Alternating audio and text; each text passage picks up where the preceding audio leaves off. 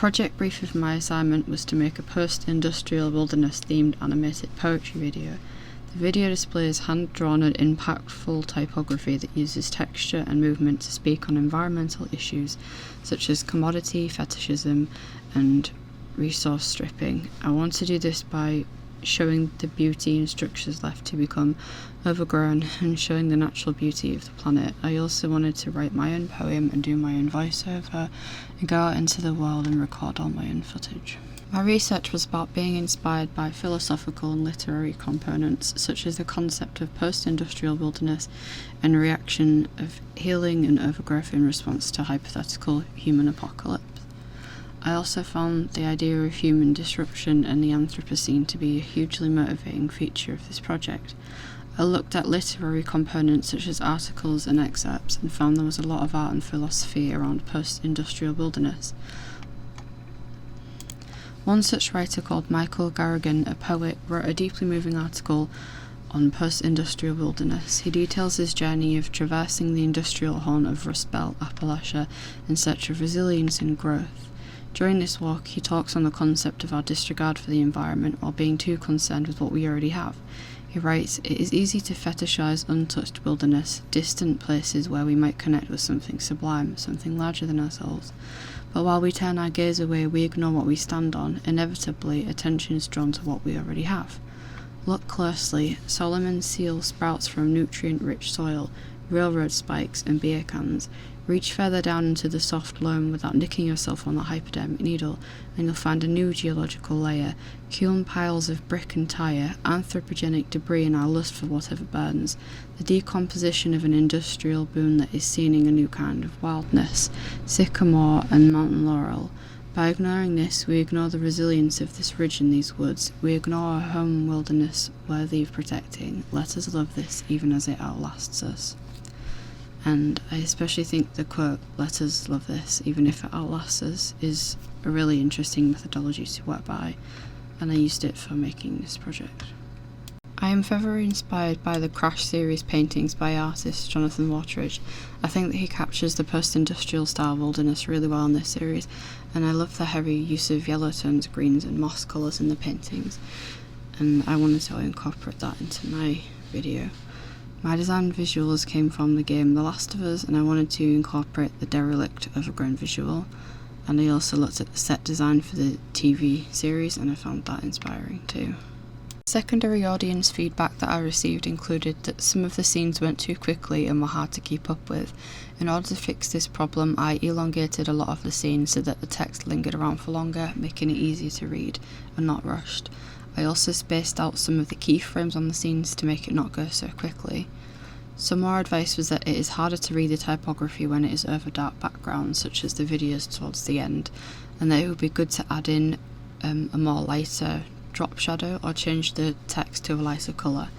In order to fix this, I enlarged some of the typography and I added coloured drop shadows to the text to make a better contrast.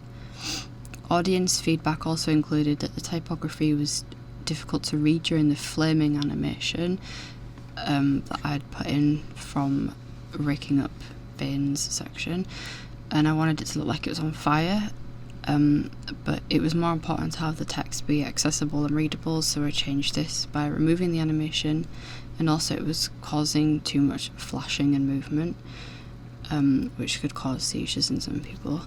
I made the text bigger and I moved it up towards the top where the light part of the sky is, so the contrast made it a lot easier to read. I learned about post-industrial wilderness and that my interest in it belongs to other people too and has done for a long time, such as the book After London, written by Richard Jefferies. I also learned that there is a market for poetry and relevant video making design skills for a wide breadth of topics, including environmentalism and women's rights. And when researching, I always learn from the process itself, and I think it's a really important ability to have when designing graphics. What were the responses from user testing and how did I respond to them? The response from my user testing from friends and peers was really helpful, and my response to them was also telling. I was very grateful to have the opportunity to be helped out in detail and to correct things that I might not have seen alone.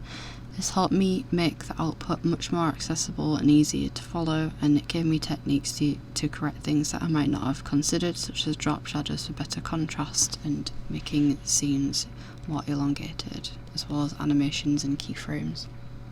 How do my final outcomes reflect my design intentions?